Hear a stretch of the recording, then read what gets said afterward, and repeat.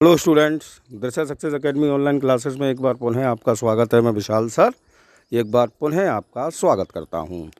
जैसा कि मैं आपको लगातार इंडियन राइटिंग इंग्लिश से कनेक्टेड वीडियोस दे रहा हूं, जो most prominent most dominating Indian writers हैं जिन्होंने कि अंग्रेजी भाषा में अपनी लेखनी की है, उनसे कनेक्टेड वीडियोस दे रहा हूं अपने जूनियर सुपर टेस्ट स्टूडेंट्स के लिए, पीजीटी स्टूडेंट के लिए, नेट जेआरएफ के स्टूडेंट्स के लिए। तो आज इसी क्रम में मैं एक बहुत बड़ी और बहुत फेमस लेखिका को आपके लिए लेकर आया हूं और नाम है अरुंधति रॉय।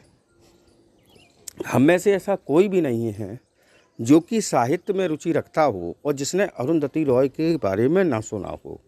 ठीक, तो आज के इस वीडियो में हम अरुंधति रॉय के जीवन से कनेक्टेड फैक्ट्स के बारे में बात करेंगे। आज के इस वीडियो में हम लोग इनको मिले हुए अवार्ड्स के बारे में बात करेंगे और मोस्ट इम्पॉर्टेंट पार्ट इनके वर्क्स के बारे में चर्चा करेंगे। तो स्टार्ट करता हूं आज का वीडियो। पहला point, she was born on 24 November 1961 in Bengal. इनका जन्म 24 नवंबर 1961 को बंगाल में हुआ था। दूसरा point, her full name is Suzanna Arundhati Roy. इनका पूरा नाम सुजैन अरुंधति रॉय है। इनका पूरा नाम क्या है? सुजैन अरुंधति रॉय। तीसरा, her mother's name is Mary Roy. इनकी माँ का नाम है Mary Roy, who is a famous social worker, जो कि एक प्रसिद्ध सोशल वर्कर हैं। शी बिलोंग्स टू केरला, और ये कहाँ से कनेक्टेड हैं? केरला से। तो देखिए तीसरा पॉइंट ध्यान समझिए। इनकी माँ का नाम था मैरी, इनका माँ का नाम है मैरी रॉय, जो कि एक फेमस सोशल वर्कर हैं, और इनका कनेक्शन कहाँ से है? केरला से। वह केरला की रहने वाली हैं। अगला पॉइंट है, her father's name is Rajiv Roy. इनके पिता का नाम है राजीव रॉय, ये बंगाली हिंदू, जो कि क्या है? एक बंगाली हिंदू हैं, और साथ ही साथ बाई प्रोफेशन एक टी प्लांटर हैं। ठीक, तो आसाम का क्षेत्र जो कि बंगाल से लगा हुआ है, तो वहीं के हैं ये। ठीक, राजीव रॉय जी, और इनका टी प्लांटर का काम था। लेकिन दुखद पांचवा point, the marriage life of her parents was not successful. अगर बात की जाए तो अरुंधति रॉय की माताजी मैरी रॉय और इनके पिता राजीव रॉय, इन दोनों का वैवाहिक जीवन जो था वो सफल नहीं रहा। और इस बात को स्वयं अरुंधति रॉय जी ने एक इंटरव्यू में कहा है कि don't ask me anything about my father because I met him couple of times, so I don't know exact about him. ठीक, तो जब एक बेटी ये कहती है कि मैं अपने पिता से एक दो बार ही मिली हूँ और मैं उनके बारे में कोई जानकारी नहीं रखती हूँ और मुझसे मेरे पिता के बारे में ना पूछा जाए, तो समझ सकते हैं आप कि फैमिली रिलेशन माता पिता के कैसे रहे होंगे। ठीक है, उसके बाद she left home at the age of 16। जब इनकी उम्र 16 वर्ष की थी तब इन्होंने अपना घर छोड़ा। To stand on her feet, अपने पैरों पर खड़े होने के लिए। She lived in a small hut with a tin roof in Firoza Kotla Delhi. ये अपनी माँ के साथ केरल चली गई थी। केरल से ये अपने पैरों पर खड़े होने के लिए दिल्ली आई और दिल्ली में फिरोजा कोटला जो स्थान है वहाँ आकर ये इन्होंने एक झोपड़ी में रहना आरंभ किया, और उस झोपड़ी में जहाँ जो बनी थी टिन की। ठीक, तो सोचिए आप शुरुआती दिन इन्होंने अपनी जीवन के कितने कष्टों में बिताए। आगे, और she sold empty beer bottles to earn her livelihood. अपनी जीविका कमाने के लिए अरुंधति रॉय जी ने खाली बियर की बोतल्स को इकट्ठा करती थी ये, फिर उसको जंक डीलर के पास बेच कर आती थी, और उससे जो पैसे मिलते थे उससे इनकी जीविका चला करती थी। तो ये शुरुआती दिनों में उन्होंने अपने जो कष्ट सहे हैं उसके बारे में। उसके बाद she was married to Gerald Cunha, who was her friend in Delhi school of architecture. इसके बाद इनका विवाह अगर हम बात करें तो गेराल्ड चुन्हा नामक व्यक्ति से हुआ, जो कि इनके फ्रेंड थे अरुंधति रॉय जी के दिल्ली स्कूल ऑफ आर्किटेक्चर में। दिल्ली स्कूल ऑफ आर्किटेक्चर में अरुंधति रॉय जी ने अध्ययन किया है। वहीं इनकी मुलाकात गेराल्ड चुन्हा नामक व्यक्ति से हुई, दोनों मित्र बने और उसके बाद दोनों ने विवाह कर लिया। अगला पॉइंट है, हर marriage could not succeed like her parents. लेकिन फिर से यहाँ दुखद, जिस प्रकार से अरुंधति रॉय जी के माता पिता का वैवाहिक जीवन सफल नहीं हुआ, ठीक उसी प्रकार से अरुंधति रॉय जी का भी अपने पति के साथ वैवाहिक जीवन सफल नहीं हो पाया। And after 4 years of marriage they were separated. और मात्र विवाह के 4 वर्षों के बाद अरुंधति रॉय जी और इनके हस्बैंड डाइवोर्स लेकर अलग हो गए। ठीक, तो ये भी इनका वैवाहिक जीवन भी सफल नहीं हुआ।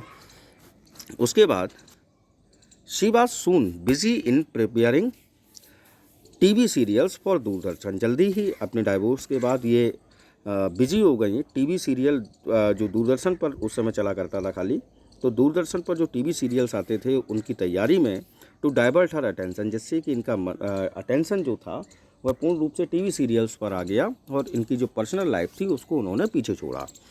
She also become busy in social and political issues of the world. तभी ये जो उस समय समकालीन समय में जो सामाजिक और जो राजनीतिक मुद्दे थे संसार के, उनमें भी ये व्यस्त हो गई। काय में social and political issues of the world. उसके बाद यहाँ एक मोस्ट इंटरेस्टिंग पॉइंट है, she is cousin of prominent media personality Prannoy Roy, the head of the Indian television media group NDTV। अगर हम अरुंधति रॉय जी की बात करें तो अरुंधति रॉय जी जो हैं वह, जो हम न्यूज़ चैनल्स देखते हैं तो न्यूज़ चैनल्स में NDTV ग्रुप है, NDTV जो न्यूज़ आती हैं न्यूज़ चैनल है, उसके उस ग्रुप के मुखिया का नाम है प्रणय रॉय।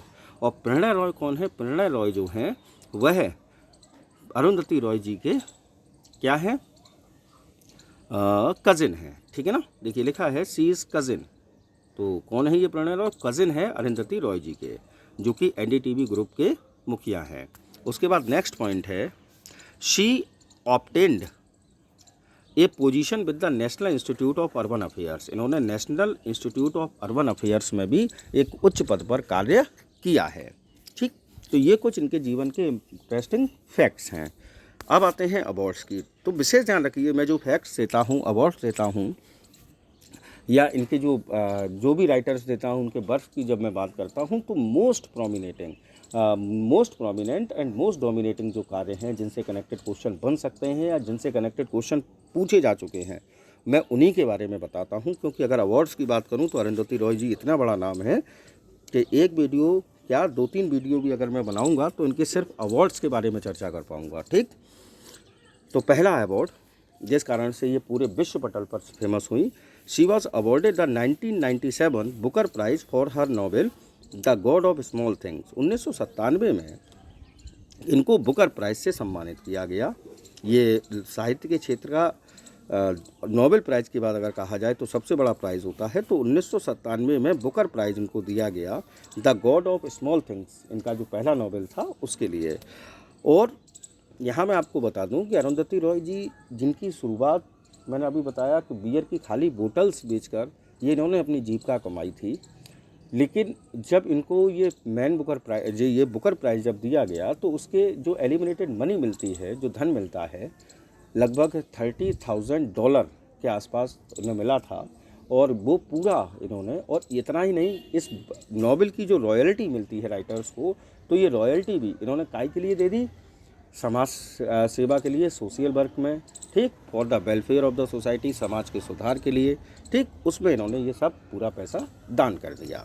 उसके बाद दूसरा पॉइंट है, Roy won the national film award for best screen play in 1989। 1989 में इन्हें national film award best screen play के लिए भी सम्मानित किया गया। और ये कार्य ये इन्हें मिला काय के लिए? एक इनका वर्क है in which Annie gives it those ones, in which Annie gives it those ones. ये एक शॉर्ट फिल्म है जिसके लिए अरुंधति रॉय जी को national film award best screen play 1989 में सम्मानित किया गया। उसके बाद नेक्स्ट अवार्ड अगर हम बात करें तो in 2002 she won the Lennon foundations cultural freedom award. 2002 में इन्हें Lennon foundations cultural freedom award से सम्मानित भी किया गया। नेक्स्ट है, she was awarded the Sydney peace prize in May 2004। मई 2004 में इन्हें सिडनी पीस प्राइज़ से सम्मानित किया गया। काय के लिए किया गया? इनकी सोशल कैंपेन के वर्क के लिए, साथ ही साथ जो ये वकालत करती हैं एडवोकेसी ऑफ नॉन वायलेंस, यानी कि अहिंसा की बात जो करती हैं, इसके लिए इन्हें सिडनी पीस प्राइज़ से मई 2004 में सम्मानित किया गया। उसके बाद नेक्स्ट पॉइंट आपका आता है, in January 2006 she was awarded the Sahitya Akademi award for a collection of essays on contemporary issue the algebra of infinite justice but she decline to accept it. अगर हम जनवरी 2006 की बात करें तो जनवरी 2006 में अरुंधति रॉय जी को साहित्य अकेडमी अवार्ड से के लिए इनका नाम घोषित हुआ। साहित्य अकेडमी अवार्ड के लिए इनके नॉन फिक्शनल वर्क जो कि समकालीन इश्यूज़ पर लिखे गए थे, नाम है the algebra of infinite justice, ये बुक इनकी पब्लिश हुई इसके लिए। लेकिन अरुंधति रॉय जी ने इस अवार्ड को लेने से इनकार कर दिया, साहित्य अकेडमी अवार्ड को लेने से इनकार कर दिया, डिक्लाइन कर दिया। फिर 6 नंबर पर in November 2011 she was awarded the Norman Mailer prize for distinguish writing. नवंबर 2011 में अरुंधति रॉय जी को नॉर्मन मेलर प्राइज से सम्मानित किया गया इनकी डिस्टिंग्विश राइटर की लेखनी के लिए। उसके बाद Roy was featured in the 2014 list of time 100 the 100 most influential people in the world. अगर हम बात करें तो इनके जीवन का सबसे बड़ा अवार्ड, बुकर प्राइज से भी बड़ा अवार्ड, टाइम मैगजीन हम सब ने नाम सुना है, तो 2014 में टाइम मैगजीन के मोस्ट जो वर्ल्ड के 100 इन्फ्लुएंशियल सबसे प्रभावशाली व्यक्तियों की लिस्ट बनाई गई और उसमें अरुंधति रॉय जी का नाम शामिल किया गया, जो कि अपने आप में एक बहुत बड़ा अचीवमेंट है किसी भी व्यक्ति के लिए। ठीक, अब इनके हम वर्क्स की बात कर लेते हैं साहब, जो मोस्ट इम्पोर्टेंट वर्क्स इनके हैं जिनके कारण आज हम अरुंधति रॉय जी को पढ़ रहे हैं। तो सबसे पहले नॉवेल्स की बात करते हैं। पहला novel the God of small things, जिसके लिए इन्हें बुकर प्राइज़ मिला, 1997 में आया। दूसरा है the ministry of utmost happiness, 2017 में ये दूसरा नॉवेल। तीसरा नॉवेल माई सेडिटियस हार्ट, 2019 में। तो तीनों नॉवेल के नाम, God of small things 1997, the ministry of utmost happiness recently 2017 में आया, और माई सेडिटियस हार्ट ये 2009 अभी आया, 2 साल पहले। उसके बाद अब हम बात कर लेते हैं नॉन फिक्शन बुक्स की इनकी। ठीक है, द कॉस्ट ऑफ लिविंग पहली 1999 में, दूसरा पावर पॉलिटिक्स 2000, तीसरा वॉर एंड पीस 2001 और चौथा the algebra of infinite justice 2002। तो देखिए नॉन फिक्शनल वर्क की बात कर लेते हैं। पहला द कॉस्ट ऑफ लिविंग 1999, दूसरा पावर पॉलिटिक्स 2000, तीसरा वॉर एंड पीस 2001, चौथा the algebra of infinite justice, जिसके लिए इन्हें साहित्य अकेडमी दिया गया था लेकिन उन्होंने लेने से इनकार कर दिया, वो आया 2002 में। उसके बाद देखिए नेक्स्ट वर्क इनका the checkboard and the cruise missile, the checkbook and the cruise missile, ये आया इनका वर्क 2003 में। उसके बाद वॉर टॉक 2003 में। उसके बाद कम सितंबर 2004 में। कृपया करके इनका स्क्रीनशॉट ले लें, लिख लें आप लोग, इन्हीं में से क्वेश्चन बनते हैं। कम सितंबर 2004 में। उसके बाद an ordinary person guide to empire 2004, an ordinary person guide to empire 2004। उसके बाद public power in the age of empire, public power in the age of empire 2004। उसके बाद वॉर विद नो एंड 2007। और मैं आपको बता दूं ये इंडिया के जो कंटेम्प्रेरी इश्यूज़ हैं ये सब इनके नॉन फिक्शनल वर्क उन कंटेम्प्रेरी इश्यूज़ पर ही आधारित हैं। बहुत इंटरेस्टिंग वर्क हैं ये सभी के सभी। उसके बाद देखिए 11 नंबर पर अगर हम बात करें तो the shape of the beast 2008। 12वें नंबर पर लिसनिंग टू ग्रासहॉपर 2009। उसके बाद ब्रोकन रिपब्लिक 2011। उसके बाद 40 नंबर देखिए कश्मीर 2011 विद तारिक अली। तो ये इसमें इन्होंने को ऑथर में लिखा है, कश्मीर नामक इनका नॉन फिक्शनल वर्क है, बुक आई 2011 में, जिसको इन्होंने तारिक अली जी के साथ लिखा है। उसके बाद 15 नंबर पर वॉकिंग विद द कॉमरेड्स 2011 में ही ये बुक भी आई, वॉकिंग विद द कॉमरेड्स। उसके बाद देखिए 16 नंबर the hanging of Afzal Guru and the strange case of the attack on the Indian parliament 2013 में। जैसा कि मैंने अभी आपको कहा था, जो भी कंटेम्प्रेरी इश्यूज़ उस समय के हुए उन्हीं पर आधारित इन्होंने अपने वर्क्स लिखे हैं। तो देखिए, द हैंगिंग ऑफ अफजल गुरु की फांसी, और strange case on the attack of the Indian parliament, ये इनकी बुक का टाइटल है और इसका पब्लिकेशन हुआ 2013 में, और ये नॉन फिक्शन वर्क है। उसके बाद 17 नंबर पर कैपिटलिज्म, ये बुक आई 2014 में। उसके बाद द एंड ऑफ इमेजिनेशन 2016 में। उसके बाद अगली इनकी जो नॉन फिक्शनल बुक है उसका नाम है things that can and can not be said, things that can and can not be said 2016, यानी कि ऐसी चीज़ें जिनको कहा जा सकता है और नहीं कहा जा सकता 2016 में। उसके बाद the doctor and the saint 2017, the doctor and the saint 2017, और ये तो हम सबको ही पता है आज़ादी 2020। बड़ा कंट्रोवर्शियल बुक है साहब, और बहुत एक हम कहें तो दिल्ली यूनिवर्सिटी की अगर मैं बात करूं, जेएनयू की, तो जेएनयू में पिछले वर्ष एक बहुत ही विरोध का माहौल रहा, जिसमें कि एक नारा दिया गया, हम मांगे आज़ादी। ठीक, तो आज़ादी मांगे अरुंधति से आप इसको याद कर सकते हैं। तो आज़ादी बुक 2020, जो कि एक नॉन फिक्शनल वर्क है अरुंधति रॉय जी का, तो आप इसको ऐसे याद करें, आज़ादी मांगे अरुंधति। उसके बाद नोट की मैं बात कर लेता हूँ, जो मैं देता हूँ आपको नोट। तो देखिए, दो प्रमुख नोट इनमें क्या हैं। पहला, the cost of living was published in 1999, in which she has given her opinion about the Narmada Dam project and the explosion of India's first nuclear bomb। अगर हम इनकी work the cost of living की बात करें, जिसका publication 1999 में हुआ, इसमें इन्होंने जो नर्मदा डैम प्रोजेक्ट है उस पर अपने विचार रखे, और साथ ही साथ भारत का पहला न्यूक्लियर बॉम्ब, जो explosion of India's first nuclear bomb है, उस पर अपने ओपिनियंस रखे। ठीक, द कॉस्ट ऑफ लिविंग जो वर्क है इनका, उसमें।